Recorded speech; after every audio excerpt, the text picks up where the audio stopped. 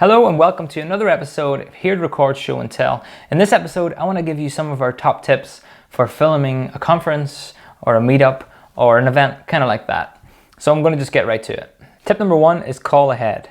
I always find it really useful to call the venue before you get there. Have a chat with somebody who works in the technical side of things and see what you actually need to bring. Do you need to bring an audio mixer? Do you need to bring microphones?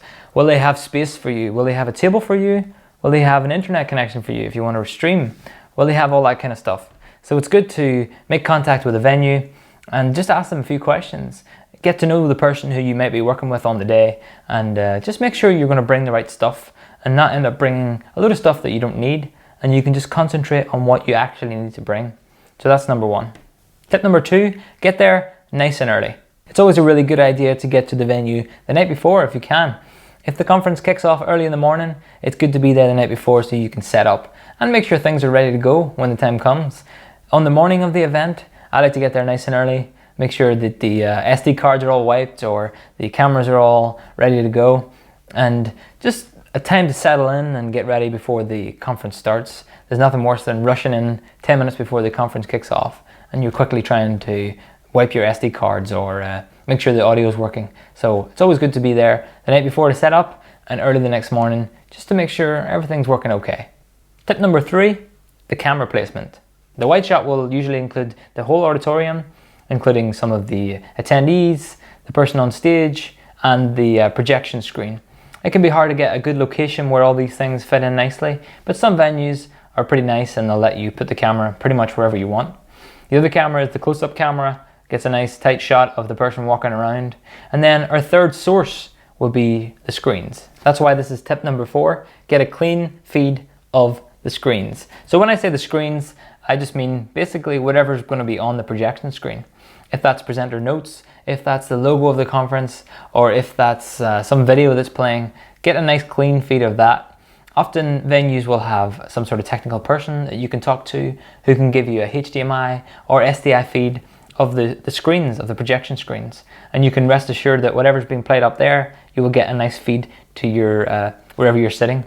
And you can use all sorts of devices. You can use the live gamer portable device that we've checked out before. That'll let you do a nice recording of the screens, or you can run it into your ATEM switcher or your other type of switcher into your Wirecast device and get a nice close-up view of those screens.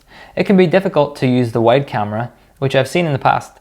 People using the wide camera to get a good solid picture of the projection screen, but it never looks quite as good as the raw video feed coming out of a laptop. So I would advise investing in some sort of capture device if you're going to be editing the conference after the fact, or at least find a way of getting it into your ATEM switcher or whatever switching device you're using. Tip number five, audio is very important. Getting a direct feed from the mixing desk at a conference or an event is really important. If you can bring that into your camera like we do, or bring it into an external audio recorder, then you really want to get a really solid feed of that audio.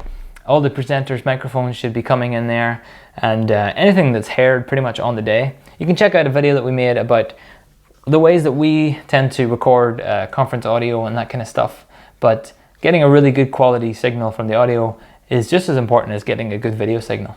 Tip number six, back it up. So the event is ended, and that night I tend to go back to the hotel and just copy all the footage from SD cards from wherever I've recorded that on SSDs and make a second version of everything.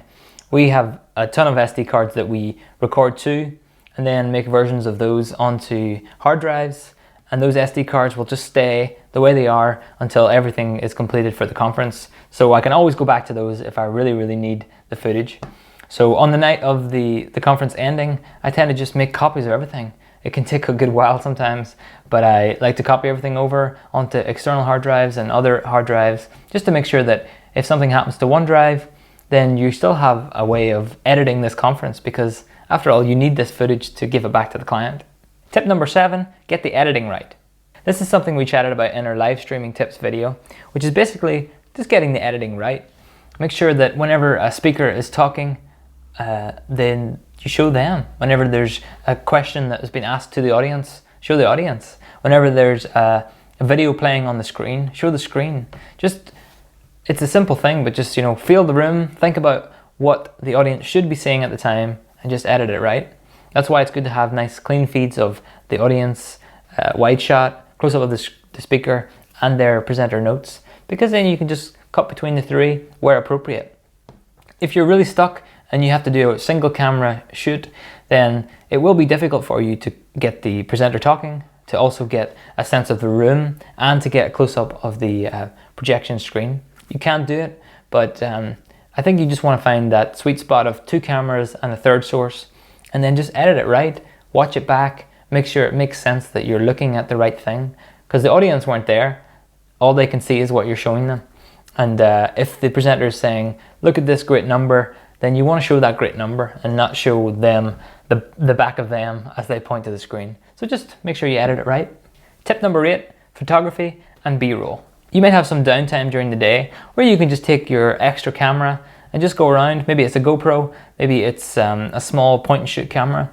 Just go around, take some nice photos, take some B-roll of people chatting to each other. Even if you're not making a highlight reel video at the end of the conference, this is good stuff to have. You might use it on your own website, as B-roll videos like these, if you're making YouTube videos.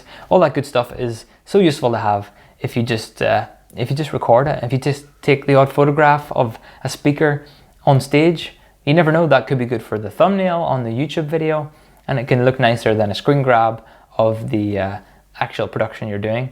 So I would say, if you've got some downtime or there's time to walk around and take your camera, then just take some photos, take some B-roll. Maybe the customers that hired you, you can send those photos to them and they might find them useful for their own marketing material.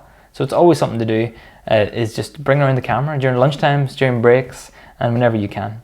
And finally, tip number 9, be helpful. You may be hired to be there to do the video services of the conference, and you most definitely should be concentrating on that.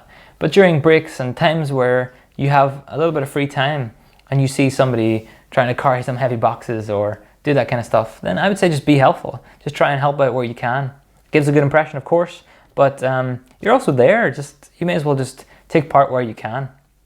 If there's no one in the venue auditorium that can help upcoming speaker with their laptop plugging it in, then you could be that person.